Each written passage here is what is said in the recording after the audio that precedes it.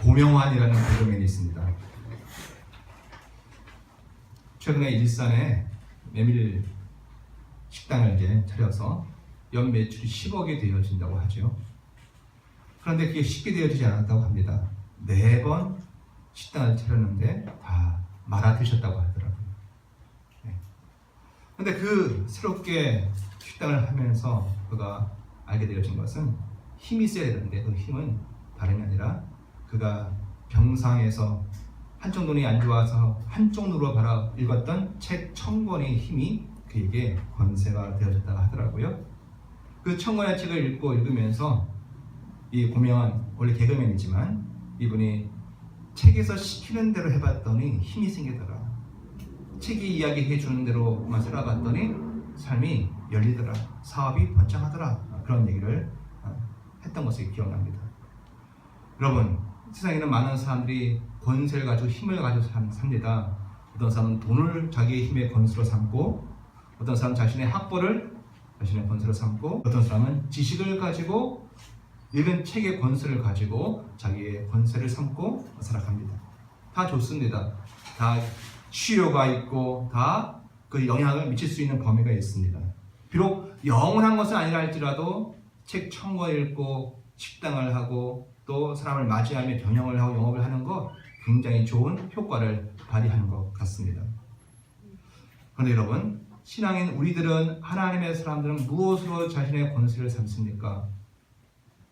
세상 속에서 열심히 일하고 돈 벌고 그럴 때에 책 많이 읽고 그리고 사람들을 사귀어서 인맥을 넓히고 분명 그것이 힘이 되었습니다. 맞습니다. 그런데 우리가 영원한 가치, 영원한 것에까지 미치는 권세는 그것 이상이어야 할 줄 믿습니다. 마태복음 5장, 6장, 7장을 무엇이라 부릅니까? 산상수훈 또는 산상설교라고 부르지요. 산 위에서 말씀하셨던 예수님의 가르치신 또 설교입니다. 특별히 이 산상수훈은 원래는 많은 무리들 앞에서 하셨지만 제자들이 예수께 나오고 그 제자들을 향하여서 예수님이 들려주신 말씀입니다. 그러니까 원래는 모든 사람들에게 이야기하는 도덕의 이야기가 아니고 믿고 신앙하고 예수님의 제자가 되어진 사람들이 가지는 하나님의 법입니다. 십계명을 대신한 하나님의 법이죠. 나중에 이 산상수훈을 같이 읽어볼 기회가 있겠지만 이 산상수훈이 어마어마한 영향을 미쳤습니다. 교회를 안 다니고 예수를 믿지 않아도 원래 제자들에게 주신 말씀이긴 하지만 많은 사람들이 이 말씀을 즐겨 읽고 거기에 감동을 받기도 했습니다. 그 내용에 오늘 짧게 이야기해 본다면 오늘 이 산상수훈 5장, 6장, 7장 꼭 한번 집에 가서 또 다시 한번 읽어보십시오. 이 말씀의 핵심이 뭐냐면 인간의 힘으로 이 말씀을 지킬 수 있다 없다? 지킬 수 없다는 겁니다. 그래서 이 말씀을 읽으면 인생이 내가 얼마나 죄인인지를 깨닫게 되어집니다. 세상 속에서는 괜찮게 산 사람이고 의롭고 그리고 좋은 사람이고 평이 좋은 사람이지만 이 산상수훈의 말씀을 읽다 보면 내가 여전히 죄인이구나. 하나님의 기준에 못 미치구나 라는 것을 깨달아 알게 되어지죠. 하나님의 그 높은 기준에 도달할 수 없는 자신의 그 모습을 보기 때문에 비참합니다. 열심히 살았어도 비참합니다. 율법은 어떻게 보면 인생에게 최소한의 것을 요구한 것이라면 예수님의 산상수훈은 인간의 최저점이 아니라 하나님의 높은 기준을 우리에게 제시하고 있는 말씀입니다. 심지어 내 행동 뒤에 숨어있는 내 마음까지 예수님께서 다루시죠. 나도 잘 알지 못하는 내 마음, 무의식의 세계 속에까지 하나님이 관여하시오. 그것이 옳지 않다면 너는 죄인이다 말씀하시니 우리가 그 법에서 벗어날 수가 없습니다. 내가 죄인입니다를 알게 되어지죠. 그래서 우리는 그 마음까지 다루시는 하나님의 음성 앞에서, 기준 앞에서 우리가 그 말씀을 지킬 수 없다는 것을 깨달아 알고 내가 죄인임을 압니다.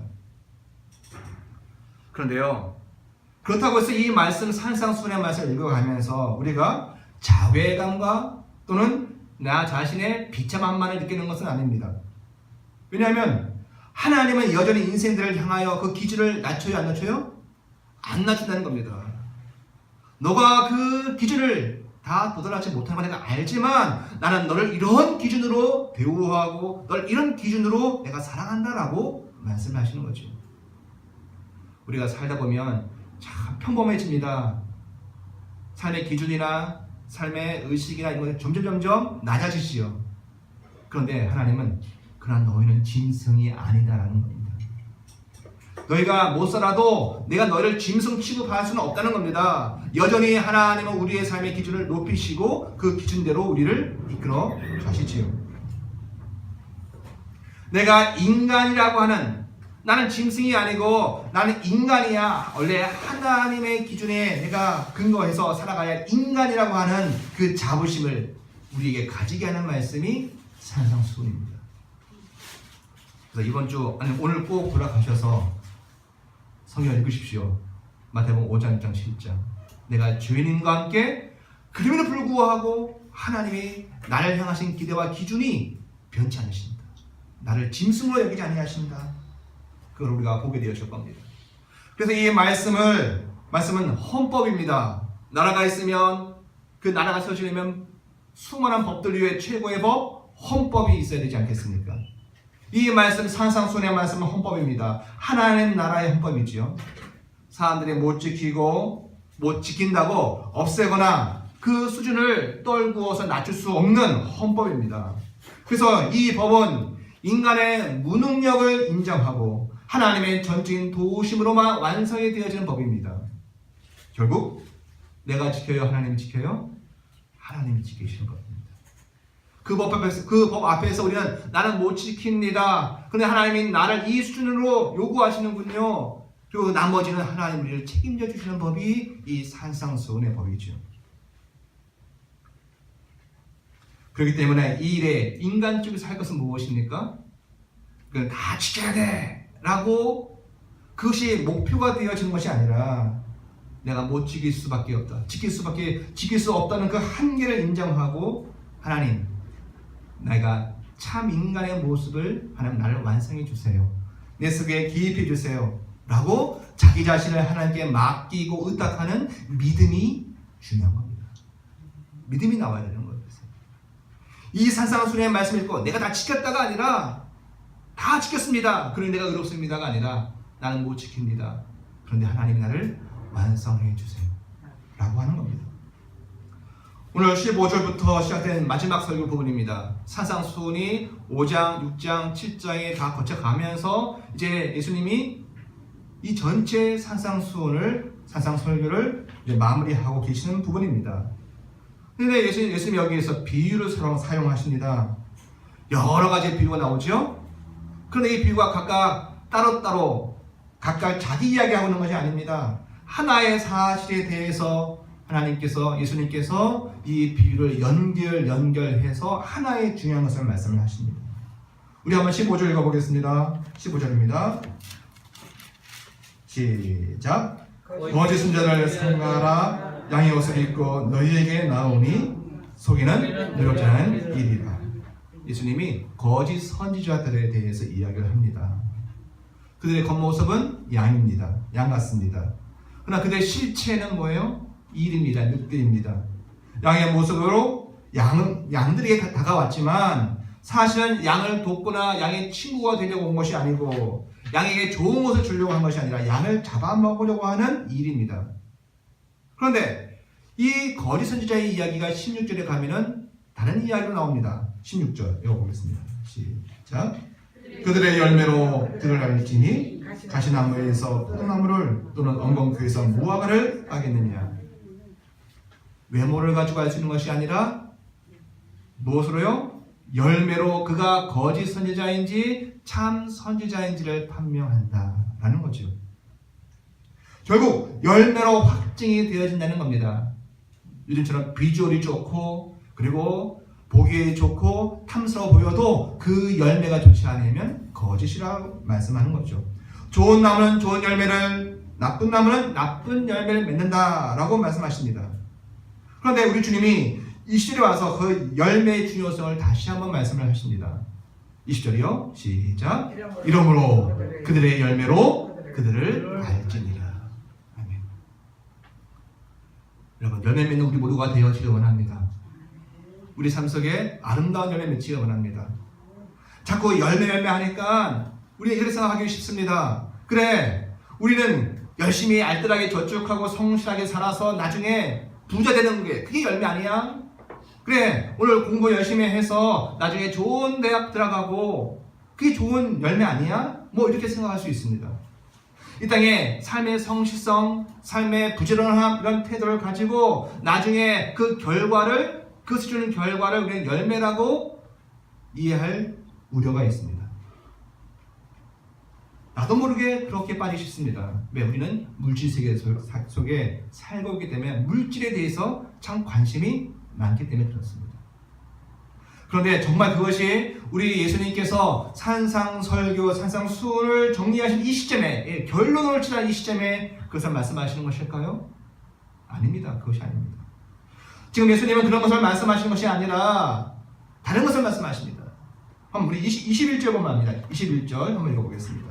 시작. 나더러 주여 주여 한 자마다 다 천국에 들어갈 것이 아니뇨 다만 하늘에 계신 내 아버지의 뜻대로 행하는 자라야 들어가리라. 그 열매는 무엇과 관련되어 있습니까? 천국 문을 통과하는 것과 관계가 있는 겁니다. 그 사람이 참 선지자인지 그 사람이 거짓 선지자인지 그 말을 듣고 살았는데 천국 문을 통과하지 못하면 열매가 없는 거예요. 천국 문을 통과하면 열매가 합당한 겁니다. 그런데 주님이 말씀하시지 않습니까? 주여 주여 해도, 예수님을 향해서 주여 주여 해도 그 열매가 틀리거나 다른 것이면 천국문을 통과할 수 없다라고 말씀을 하시지요. 천국문을 통과하려면 뭐가 있어야 됩니까? 돈으로도 못 가요, 잘생겨도 못 가요, 선행을 해도 못 가요. 뭐가 있어야 돼요? 열매가 있어야 합니다. 그 열매가 있어야 가는 겁니다.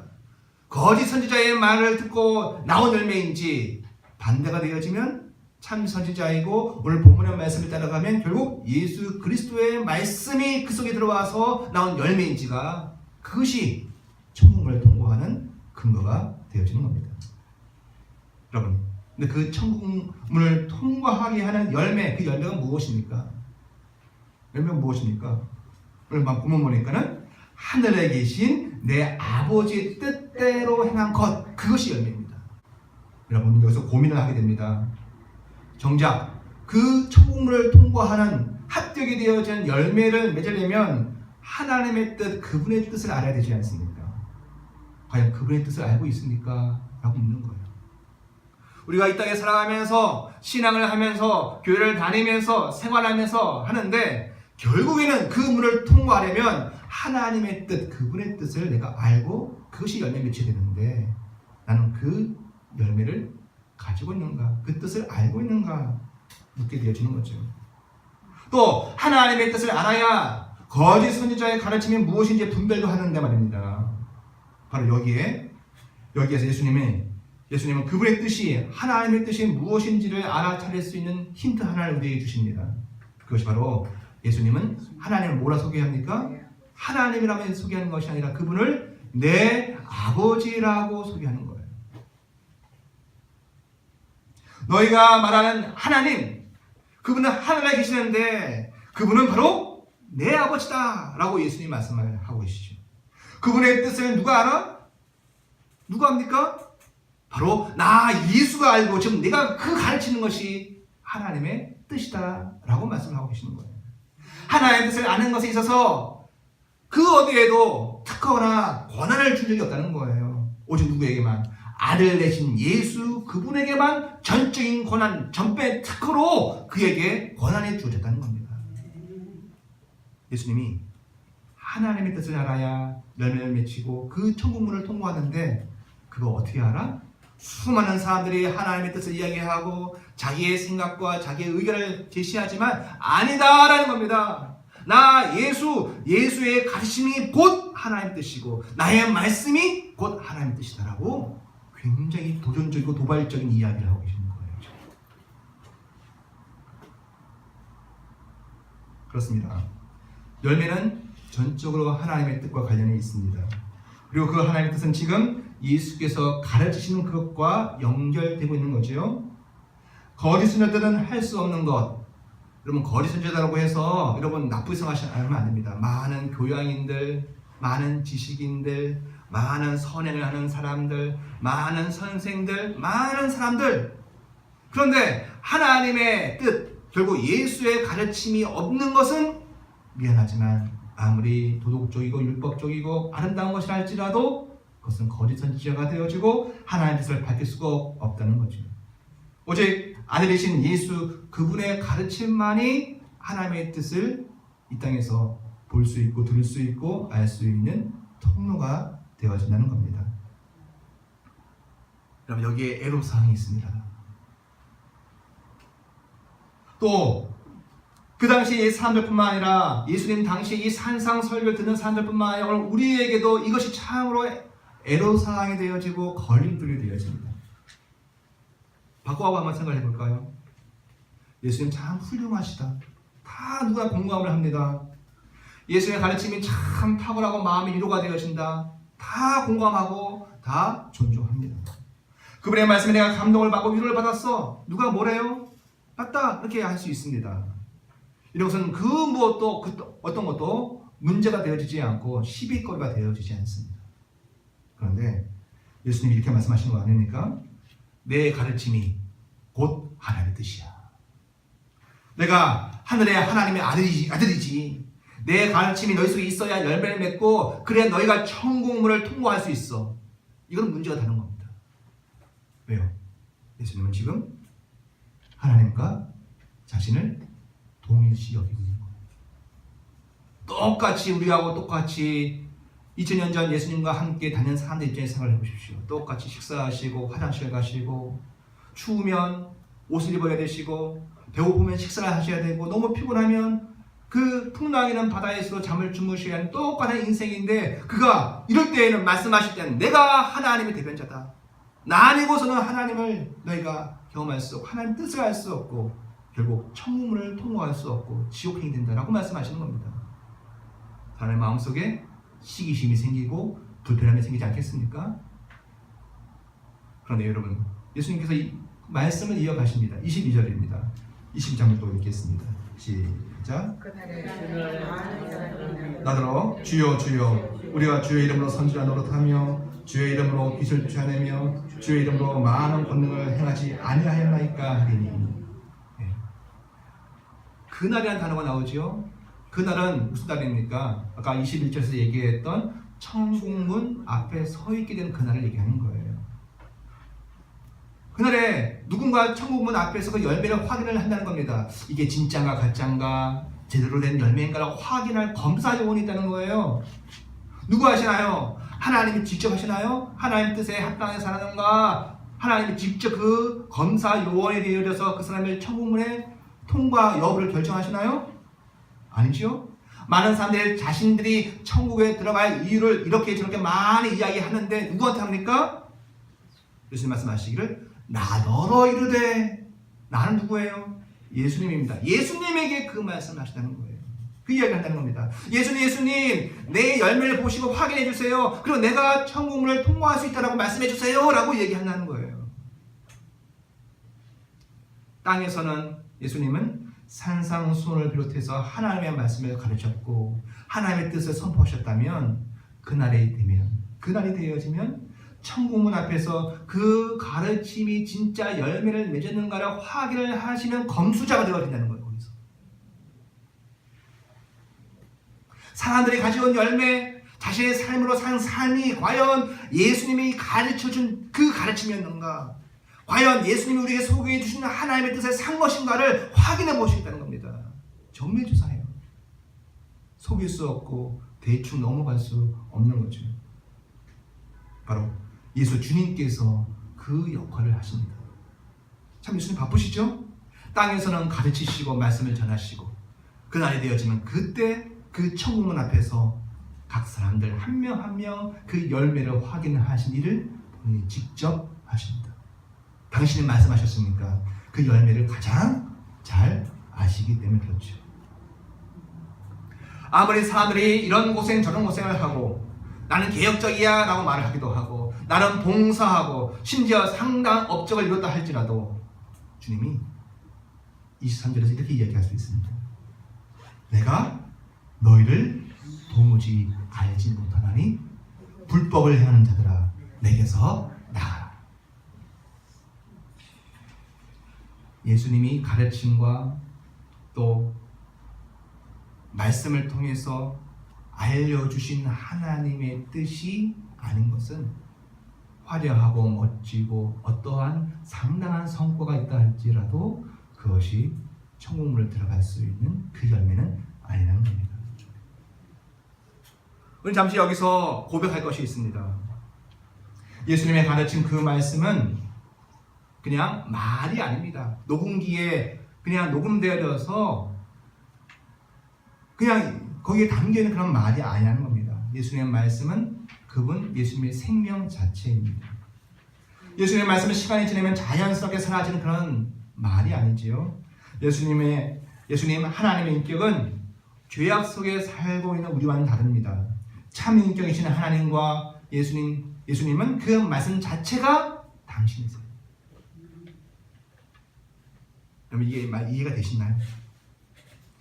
우리는 인격이 하나님과 예수님 같지 않기 때문에 내 언어와 내 말이 나가 아닌 경우가 많습니다.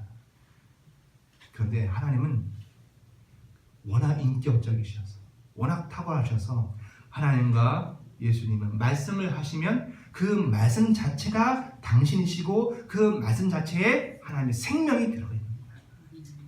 그래서 그 말씀을 들으면 사람이 삽니다. 하나님의 인격은 죄악 속에서 있는 우리와 다릅니다. 그 말씀이 곧 하나님 그분 자신이고 생명이십니다. 그래서 하나님께서 예수님께서 말씀하셨다는 것은 결국 당신의 생명을 우리에게 주셨다는 말입니다. 그래서 그 예수님의 말씀을 받으면 다른 것이 아니라 바로 이 예수님 그 생명을 받는 것이고 그것이 곧 그분 예수이십니다. 오늘 우리가 말씀을 받죠? 이 말씀을 받는다는 것은 예수님이 어록을 우리가 그냥 듣고 추억하는 것이 아니라 이 말씀 자체가 예수님이십니다. 그 말씀이 생명입니다. 그 말씀이 오늘 내 안에서 이야기하셔야 하시는 겁니다. 바로 그 말씀으로 임하신 예수님 자신을 그 말씀을 자기 안에서 함께 산 경험이 있는 사람들이 이 세상에 있습니다. 오늘 우리가 말씀을 듣고 말씀을 읽고 삽니다. 그거는요 그냥 예수님에 대한 전기를 읽는 것이 아니고 그 말씀이 내 안에 들어왔을 때 이 말씀은 하나님의 예수님의 생명인지라 그 예수님이 내 안에서 사시는 겁니다. 내가 이 말씀 안에서 살 때 나는 말씀을 가지고 살지만 또다시 예수의 생명과 함께 사는 겁니다. 그럼 내가 예수님을 기억하고 예수님이 나를 기억하는 사건이 발생하는 것이죠. 내 안에 사랑이 일어나지 않는데 예수님의 말씀이 내 안에 사랑을 일으키셨습니다. 쉽지 않습니다. 나를 주 앞에 의탁했습니다. 그럼 내가 사랑을 말씀하신 예수님과 사귀었고 예수님은 그 말씀과 함께 나를 체험하시는 겁니다. 내 안에 있는 욕심을 나는 더 발휘하고 싶습니다. 그런데 예수님이 말씀 속에 내 안에 욕심을 제어하시는데 내가 해야 할 것도 있고 쓸 것도 많고 더 쌓고 싶지만 그 말씀 앞에 나를 굴종시켰습니다. 그때 말씀은 곧 예수님이시고 그 말씀이신 예수님이 나와 함께 산 경험이 일어나는 겁니다. 내가 예수님을 알고 예수님이 나를 아시는 사건이 그때 일어나는 거죠. 그게 열매입니다, 여러분. 그렇게 종말에는 천국문 앞에서 우리 주 예수 그리스도께서 당연히 그 사람을 안다고 하실까요? 모른다고 하실까요? 나는 예수님의 형상을 본 적이 없습니다. 예수님이 걸어서 온 곳은 못 봤다고 저는. 그런데 뭐는 경험했습니까? 말씀으로 제 안에 들어와서 사시는 예수님 경험했어요. 그 말씀이 나의 인격 앞에 요구하실 때 반응하여 산 그 기억이 있다고요. 그런데 그 시간이 없으면 예수님의 말씀이 예수님 자신이신데 그분과 내가 함께 나를 포기하면서 나를 양도하면서 산 그 시간이 없다면 예수님의 인격인 말씀을 내 안에 모시고 함께 산 그 시간이 없다면 정말로 예수님은 그 사람을 아실까요? 모르실까요? 모르시는 겁니다. 예수님 오늘 내가 그 사람을 정녕 모른다, 내가 널 도무지 알지 못한다는 얘기는 강조하기 위해서 예수님이 조금 뻥을 치신 게 아니라는 거예요. 이걸 예수님이 진짜 모르시는 겁니다. 내가 교회 다녔고, 내가 수고했고, 내가 여러 가지 활동, 교회 안에서 여러 가지 행동과 삶을 살았지만 내 속에 말씀으로 산 것이 없다면 예수님은 너 누구니? 그렇게 말씀하십니다. 그것은 예수님이 거짓말을 한 것이 아니라 진짜 없기 때문에 그런 거예요. 그렇습니다. 오늘 우리는 말씀을 받습니다. 지금도 말씀을 받습니다. 무엇이 중요할까요? 믿음이 중요한 거예요. 저것이 허목사의 이야기구나가 아니라 허목사가 준비한 설교이지만 그 속에 예수님의 말씀이 있다는 것을 믿음으로 받으면 여러분 안에 말씀이 예수님의 생명으로 역사를 하십니다. 그 말씀을 마음에 담는 겁니다. 그리고 그 말씀과 함께 우리는 삽니다. 누구와 함께 산다고요? 말씀을 받고 말씀이 곧 예수 그분이시기 때문에 그 예수와 함께 사는 거죠. 그래서 이 순간 말씀을 듣고 예수와 함께 사귀며 사는 것은 정말 중요한 것이고, 그래서 이 모임 자체가, 이 예배가 그 무엇보다 중요한 것입니다. 여기에 예수님은 한 번 더 비유로 당시의 의도를 확고하게 말씀하십니다. 자, 24절입니다. 시작. 누구든지 나의 이 말을 듣고 행하는 자는 그 집을 어디 위에요? 반석 위에 지은 지혜로운 사람 같으니. 그 사람의 집은 무슨 일이 있어도, 비가 내리고 홍수가 나고 바람이 불어도 결코 무너지지 않습니다. 그것은 그 집 자체의 집에 자재가 무엇으로 썼느냐에 있는 게 아니에요. 굵은 10mm짜리 철로를 썼느냐 5mm짜리를 썼느냐 그게 중요한 게 아니고, 여기에서는 그 집이 어떤 기초 위에 세워져 있느냐가 중요한 거예요. 반석 위에 세워져 있느냐. 반석은 무엇입니까? 결국 예수님이시고 예수님의 말씀이십니다. 그 집은 결코 바람이 불어도 홍수가 나도 무너지지 않습니다. 그게 열매입니다. 여러분 무엇이 열매입니까? 내가 무너지지 않는 게 열매입니다. 왜? 나는 연약하지만 내가 서 있는 그 근거 반석은 예수 주님의 말씀이기 때문에 그렇습니다. 집이 무너지지 않는 것을 열매라고 한다고요. 내가 지금 버티고 서 있는 것 자체가 뭐라고요? 열매입니다. 힘든 상황 속에서, 이러저런 어려움 속에서도, 그런데 내 의지로 서 있는 게 아니라 내가 말씀에 서 있다면 그것이 우리의 열매입니다.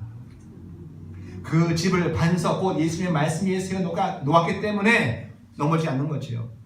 여기서의 집은 단순히 천국에서 우리가 받을 집만을 얘기하는 것은 아닙니다. 성경에서는요, 우리가 사는 이 육신의 몸과 삶을 집이라고 합니다. 이 장막집을 벗어버린다고 얘기했을 때처럼 이 몸이 다 집입니다. 힘들고 지쳐도 예수님의 말씀을 듣고 그 말씀이 반석이 되어 그 위에 나의 삶을 살고 있는 사람은요, 다시 일어섭니다. 결코 무너져서 자빠져서 거기에 영원히 있지 않습니다. 다시 회복이 되어집니다. 하나님의 뜻, 예수님의 가르침 있는 삶은 결코 무너지지 않습니다. 일시적으로 넘어진다 하더라도 다시 일어섭니다. 그러나 다른 것에 기초하면 어떻게 될까요? 내 의지에, 내 지식에, 또 사람의 인맥에, 돈에, 그것을 기초로 산다면 성경 무엇을 얘기할까요? 무너져 다시 일어서지 못하리라 하신 겁니다. 여러분, 이렇게 해서 27절까지로 사실 산상설교가 다 마무리가 되었습니다. 중요한 게 여기 있습니다. 그들에 대한 반응입니다. 28절과 29절을 읽겠습니다. 시작. 예수께서 이 말씀을 마치시니 우리들이 그의 가르치심에 놀라니 이는 그 가르치시는 것이 권위 있는 자와 같고 그들의 소견들과 같지 아니함이라. 권위 있는 자 같아 있지 않습니까? 권위 있는 자는 성경적 텍스트 안에서는 하나님을 얘기하는 겁니다. 예수님들은 읽기를 하나님 같다라고 얘기하는 거예요. 지금. 서기관도 그렇고 당시에 많은 종교의 지도자들은 하나님에 대해서 얘기했습니다. 하나님에 대해서 설명을 했습니다. 나는 인간이고 하나님은 저 하늘에 계신 분이야라고 하나님을 묘사했다고요. 그러니 적이 만들어지지 않습니다. 왜? 자기의 의견이고 자기 생각을 얘기했으니까. 그것을 가지고 뭐라 할 필요는 없지요.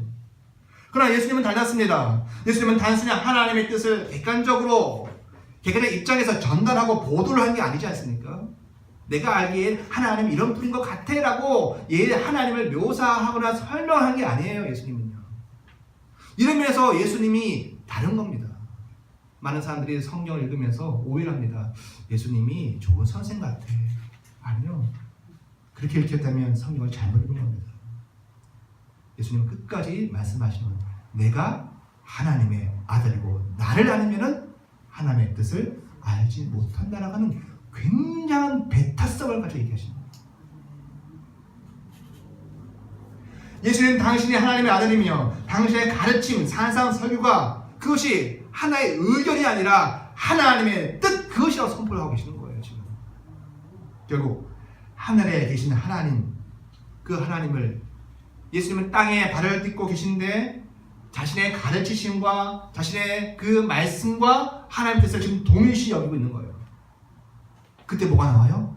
권세가 나오고 권위가 나오는 거예요. 세상 사람들은 책 1000권을 읽고 사업을 하고 거기에서 지식을 얻어서 권위와 권세를 가집니다. 여러분 그것도 해야 합니다. 왜요? 땅에서는 그들이 더 지혜롭습니다. 마땅히 하셔야 합니다. 그런데 영원한 권세, 궁극적에 마르지 않은 권세는 어디 있어요? 내가 하나님과 어떤 관계인지를 천명하고 이야기할 때 거기에서 힘이 나오는 겁니다. 그렇습니다. 하나님의 뜻이 자신의 말과 행동과 같은 것이라고 하면 거기에 힘이 생깁니다. 내 말이 하나님의 말이야, 내 뜻이 하나님의 뜻이야, 내가 가르친 것이 주님의 뜻이야 라고 얘기할 때 거기에 하나님의 뜻이 권위와 권세가 생기는 겁니다. 이걸 아는 사람이 장땡이에요 사실. 그래서 수많은 사람들이 예수님 대신에 내가 예수님 자리에 딱 들어갑니다. 아 예수님 틀렸고 내가 아는 게 하나님의 뜻이다. 내가 아는 천국이, 내가 아는 지옥이, 내가 아는 죽음에 대한 것이 진짜야 라고 예수님의 자리에 딱 들어가서 이야기하는 이유가 뭐예요? 그렇게 이야기하면 그것이 틀리든 맞든 거기 권세가 생기게 되는 것입니다. 힘이 생겨요. 수많은 이단들이 막 모이지 않습니까? 때로는 꼭 그렇게 이단까지 안 간다 하더라도 자신이 살아온 인생을 쭉 돌아보면서 그 속에 실패와 성공의 경험을 가지고 자기 안에서 이야기합니다. 자기의 경험 속에서 아 내가 보기에 하나님 뜻은 이런 것이고 세상에 지는 이런 것이야 도를 얻은 사람처럼 이야기합니다. 또는 명상과 많은 생각과 수많은 책들을 읽어가면서 아 내가 알고 있는 하나님의 뜻은 이런 것이고 세상에 지는 이런 것이야 라고 이야기하기도 합니다. 그러나 그 모든 것이 다 멋지고 합리적이고 이 세상 속에서는 굉장히 객관적이어서 굉장히 설득력 있어 보여도 중요한 것은 예수님의 가르침, 그분의 말씀을 통해 알려진 것이 아니면 예수님이 소개해 주신 하나님의 뜻이 아니라면 그 어떤 것을 가지고도 천국문을 통과할 수 없다는 겁니다. 사랑하는 성도 여러분, 분명 세상에서 살려면 힘이 있어야 합니다. 돈의 힘을 가지고 있든지 지식의 힘을 가지고 있든지 인맥의 힘을 가지고 있든지 우리는 살아야 합니다. 힘이 있어야 합니다. 그런데 하나님의 뜻이 우리에게 와 있어야 합니다. 우리는 그 힘보다 하나님의 뜻이 내게 와 있다라고 하는 그것을 우리는 천명하며 살 때 권세가 있습니다. 돈도 있고 명예도 있고 지식도 있고 하나님의 뜻도 알고 있으면 더 좋겠지만 최소한 우리는 알고 있어야 될 것은 하나님의 뜻을 아는 그 자리에는 있어야 될 것 같습니다. 그러나 그렇다고 해서 우리가 예수님을 대신할 수 있을까요? 곧바로 이단이 되었습니다.